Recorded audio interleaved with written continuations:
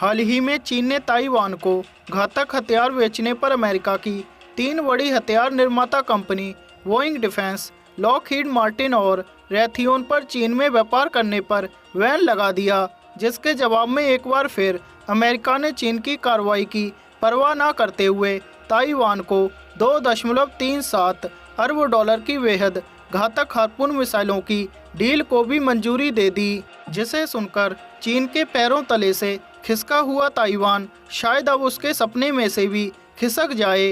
बता दें, जमीनी लक्ष्यों तथा युद्धपोतों को तबाह करने में सक्षम अमेरिका की हार्पून मिसाइल बेहद घातक मानी जाती है और अमेरिका ताइवान को हार्पून के 100 सिस्टम देगा। इस डील में 400 हार्पून ब्लॉक 2 मिसाइलें शामिल हैं। इस मिसाइल की रेंज करीब 125 किलोमीटर तक मार करने की है। इस मिसाइल में जीपीएस लगा हुआ है, जिससे ये स्टिक हमला करती है और 500 पाउंड का बम बरसाती है।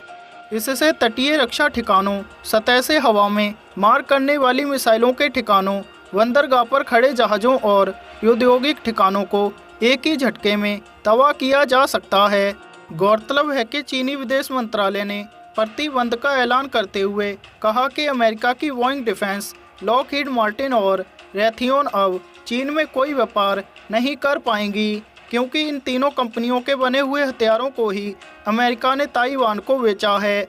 चीन के सरकारी अखबार ग्लोबल टाइम्स के मुताबिक विदेश मंत्रालय के प्रवक्ता झाओ लिजियान ने कहा कि ये प्रतिबंध 21 अक्टूबर को ताइवान को 1.8 बिलियन डॉलर के हथियारों को बेचने पर लगाया गया है, जिसमें सेंसर, मिसाइलें और तोपखाने शामिल हैं। साथ ही उन्होंने कहा कि चीन के पास ताइवान को हथियार बेचने वाली कंपनियों को दंडित करने का पूरा अधिकार है। हालांकि चीन पहले से ही अमेरिका को हथियारों को बेचने पर कार्रवाई करने की धमकियां दे रहा था, लेकिन उसने पहले कभी नहीं बताया था कि वो किस प्रकार की कार्रवाई करेगा।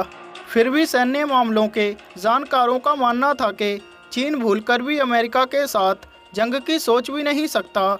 ऐसे में वो आर्थिक प्रतिबंध ही लगाएगा। साथ ही चीन ने कहा था कि हथियारों की इस डील से अमेरिका और उनके सशस्त्र बलों के साथ उसके संबंध और खराब हो सकते हैं। बता दें, अमेरिका से हुई इस डील में ताइवान को F-16 फाइटर जेट के लिए एडवांस सेंसर, समुद्र में दुश्मन के युद्धपोतों को बर्बाद करने के लिए सुपरसोनिक लो एल्टीट्यूड मिसाइल और हैमर्स रॉकेट दिए जाएंगे। इसके अलावा पिछले साल ही अमेरिका ने ताइवान को 66 F-16 लड़ाकू विमान देने की डील की थी।